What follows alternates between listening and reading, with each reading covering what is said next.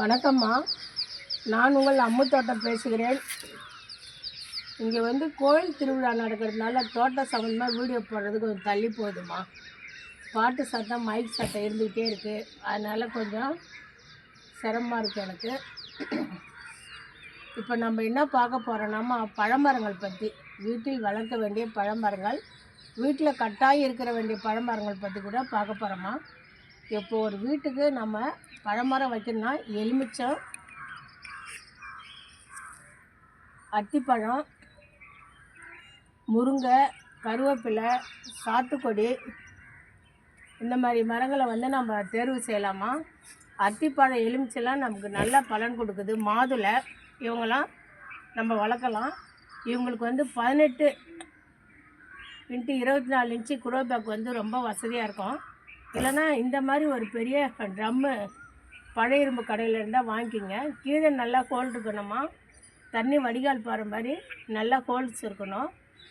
அதில் கல் வச்சு நமக்கு அதுக்கு என்னென்ன கலக்கணும்னா, நல்லா ஆரோக்கியமான மண்ணாக இருக்கணும். மண் நைஸாக இருக்கணுமா.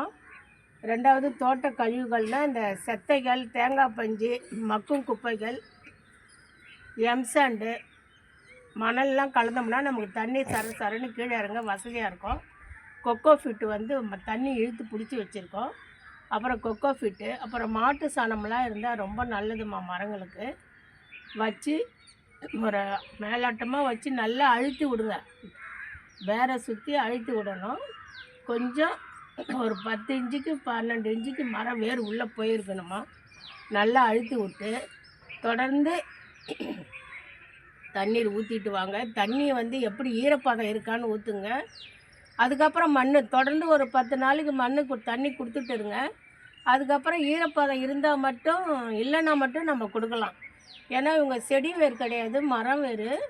அதனால் கொஞ்சம் 2 நாளைக்கு நமக்கு வேலை இருந்தது, தண்ணி ஊற்ற முடியலனா கூட இந்த மர செடிங்க, பழமரங்க தாங்குங்க. சரிங்களா. மாதுளை, எலுமிச்சை, அத்திப்பழம்லாம் நமக்கு நல்லா தாங்கும். அது கூட இடம் இருந்தால் ஒரு தோப்பு நெல்லிக்காய் வச்சிங்கம்மா.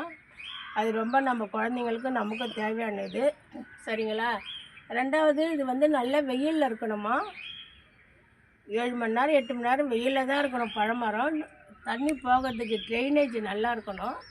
அதையும் பார்த்துங்க.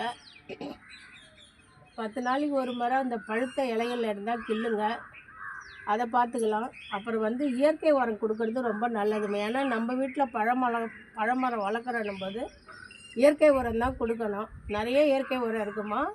மணிலா புண்ணாக்கு இருக்குது, மீன் அமினோ அமிலம் இருக்குது, வாழைப்பழம் அமினோ அமிலம் இருக்குது.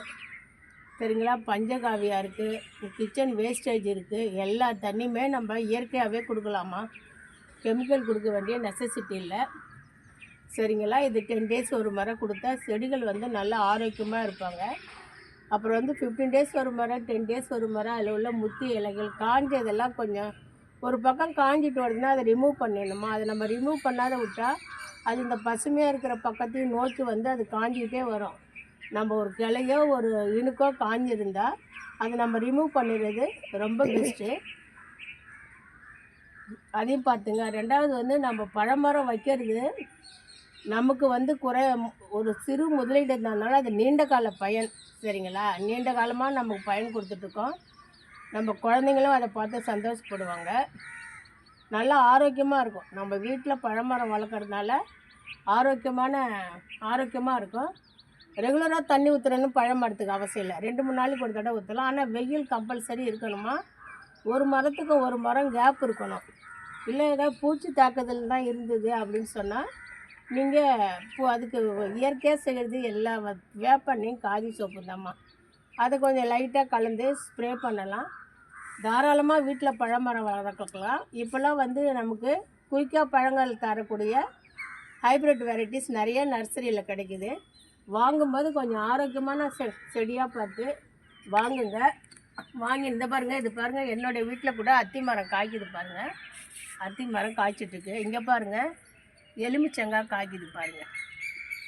இங்கே பாருங்கள், எலுமிச்சங்காய் காய்க்குதுங்களா. இப்போ நிறைய பூ வச்சு திரும்ப பிஞ்சு விடுதுமா.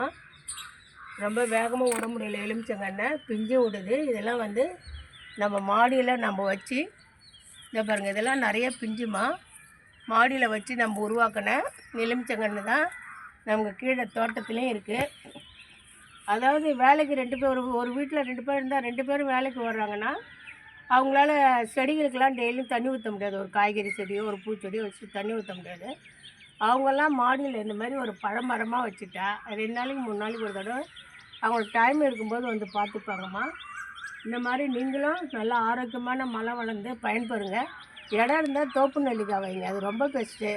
வீட்டுக்கு எதிரிலேயே நம்ம பாத்ரூம் தண்ணி வெளியேற இடம், அந்த இடத்துல நீங்கள் வாழை வாங்கி வச்சிட்டிங்கன்னா வாழை அடி வழியாக ரொம்ப வசதியாக இருக்குமா. ஒரு கன்று நம்ம 2 கன்று வச்சிட்டோம்னா தொடர்ந்து நம்ம அவங்கள பராமரிக்கமாவே வேணாம், நம்ம வாழைக்கன்று வைக்கிற மாவில் தான் அவங்களுக்கு தண்ணி ரெகுலராக போயிட்டுருக்கணும். நமக்கு தொடர்ந்து வாழைக்கொலை வாழைத்தண்டு 2 மாதத்துக்கு ஒரு தடவை 3 மாதத்துக்கு ஒரு தடவை தொடர்ந்து வாழைப்பழம் நம்ம கொடுத்துக்கிட்டே இருப்பாங்க. வீட்டுக்கு சமையலுக்கு இலையாச்சு. அது வந்து நம்ம வைக்கும்போதே நம்ம பாத்ரூம் தண்ணி வாஷிங் மிஷின் தண்ணி போகிற வழியில் பார்த்து இந்த வாழை மரங்களை வச்சுருங்க. இது உங்களுக்கு ரொம்ப பயனுள்ளதாக இருக்குமா.